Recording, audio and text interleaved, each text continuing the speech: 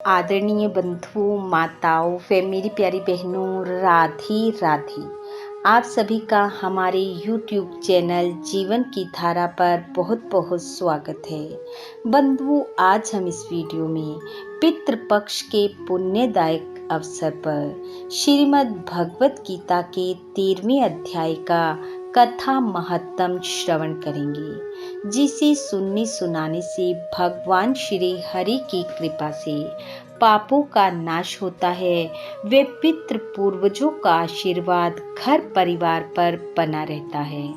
कथा महत्तम सुनने के बाद यदि आप हमारे चैनल पर नए हैं तो कृपया हमारे चैनल को सब्सक्राइब करें, बेल आइकन को प्रेस करें ताकि हमारी वीडियो की नोटिफिकेशन सबसे पहले आप तक पहुंचे। वीडियो को शेयर व लाइक भी जरूर करें। भगवान महादेव कहते हैं, हे देवी, अब गीता के 13वें अध्याय की अगाध महिमा का वर्णन सुनो। उसको सुनने से तुम्हें बड़ी प्रसन्नता प्राप्त होगी। दक्षिण दिशा में तुंगभद्रा नाम की एक बहुत बड़ी नदी है। उसके किनारे हरिहरपुर नामक रमणीय नगर बसा हुआ है। वहाँ साक्षात भगवान हरिहर विराजमान हैं, जिनके दर्शन मात्र से परम कल्याण की प्राप्ति होती है। हरिहरपुर में हरि दीक्षित नामक एक क्षेत्रीय ब्राह्मण रहता था, जो तपस्या और स्व अध्याय में संलग्न तथा वेदों के पारगामी विद्वान थे। उसकी एक स्त्री थी, जिसे लोग दुराचारा कहकर पुकारते थे। इस नाम के अनुसार ही उसके कर्म भी थे।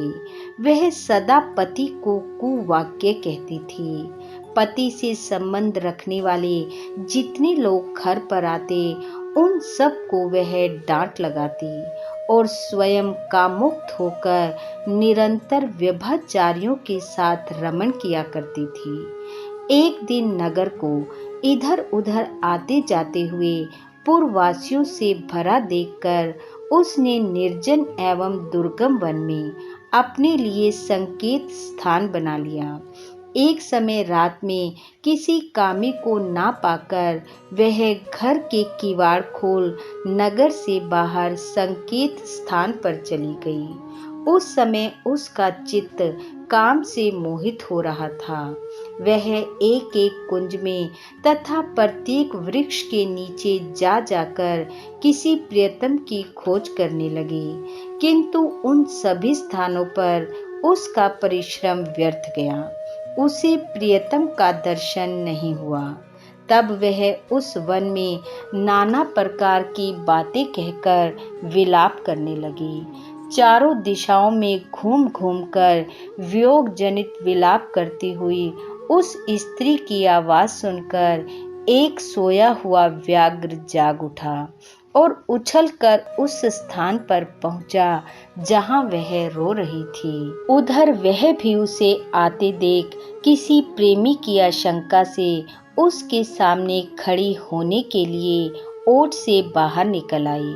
उस समय व्याघ्र ने आकर उसे नख रूपी बाणों के प्रहार से पृथ्वी पर गिरा दिया। इस अवस्था में भी वह कठोर वाणी में चिल्लाती हुई पूछ बैठी, अरे बाघ, तू किस लिए मुझे मारने को यहाँ आया है? पहले इन सारी बातों को बता दे, फिर मुझे मारना। उसकी यह बात सुनकर प्रचंड पराक्रमी व्याघ्र क्षण भर के लिए उसे अपना ग्रास बनाने से रुक गया और हंसता हुआ बोला, दक्षिण देश में मलापहा नामक एक नदी है। उसके तट पर मुनिपर्णा नगरी बसी हुई है। वहाँ पंचलिंग नाम से प्रसिद्ध साक्षात भगवान शंकर निवास करते हैं। उसी नगरी में मैं ब्राह्मण कुमार होकर रहता था। नदी के किनारे अकेला बैठा रहता और जो यज्ञ के अधिकारी नहीं थे, उन लोगों से भी यज्ञ कराकर उनका अन्न खाया करता था।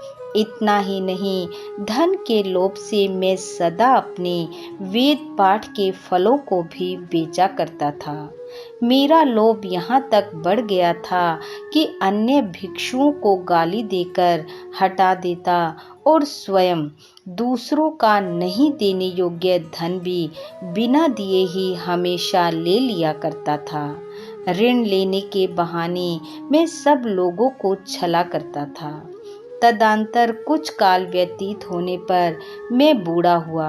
मेरे बाल सफ़ेद हो गए, आंखों से सूझता न था और मुंह के सारे दांत गिर गए। इतने पर भी मेरी दान लेने की आदत नहीं छूटी।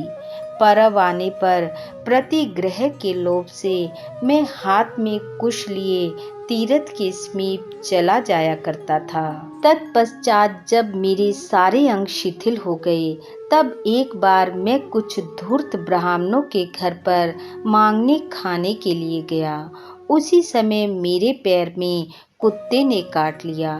तब मैं मूर्छित होकर क्षण भर में पृथ्वी पर गिर पड़ा। मेरे प्राण निकल गए। उसके बाद मैं इसी व्याघ्र योनि में उत्पन्न हुआ। तब से इस दुर्गम वन में रहता हूँ तथा अपने पूर्व पापों को याद करके कभी भी धर्मिष्ठ महात्मा, यति, साधु पुरुष तथा सती स्त्रियों को मैं नहीं खाता। पापी, दुराचारी तथा कुलटा स्त्रियों को ही अपना भोजन बनाता हूँ। अतः कुलटा होने के कारण तू अवश्य ही मेरा ग्रास बनेगी। यों कहकर वह अपने कठोर नखों से उसके शरीर के टुकड़े टुकड़े करके खा गया। इसके बाद यमराज के दूत उस पापनी को स्यमनीपुरी में ले गए। वहां यमराज की आज्ञा से उन्होंने अनेकों बार उसे विष्ठा, मूत्र और रक्त से भरे हुए भयानक कुंडों में गिराया। करोड़ों कल्पों तक उसमें रखने के बाद उसे वहां से ले आकर 100 मनवंतरों तक रोरव नामक नरक में रखा। फिर चारों ओर मुंह करके दीन भाव से रोती हुई उस पापनी को अनेकों नरकों में गिराया गया। उस समय उसके केश खुले हुए थे और शरीर भयानक दिखाई देता था। इस प्रकार घोर नरक यातना भोग चुकने पर वह महापापनी इस लोक में आकर चंडाल योनि में उत्पन्न हुई। चंडाल के घर में भी प्रतिदिन बढ़ती हुई वह पूर्व जन्म के अभ्यास से पूर्ववत पापों में प्रवृत्त रही। फिर उसे कोढ़ और राजश्यमा का योग हो गया। नेत्रों में पीड़ा होने लगी। फिर कुछ काल के पश्चात वह पुनः अपने निवास स्थान को गई, जहाँ भगवान शिव के अंतःपुर की स्वामिनी जम्बिका देवी विराजमान थी। वहाँ उसने वासुदेव नामक एक पवित्र ब्राह्मण का दर्शन किया, जो निरंतर गीता के 13वें अध्याय का पाठ किया करता था। उसके मुख से गीता के 13वें अध्याय का पाठ सुनते ही वह चंडाल शरीर से मुक्त हो गई और दिव्य देह धारण करके स्वर्ग लोक को चली गई।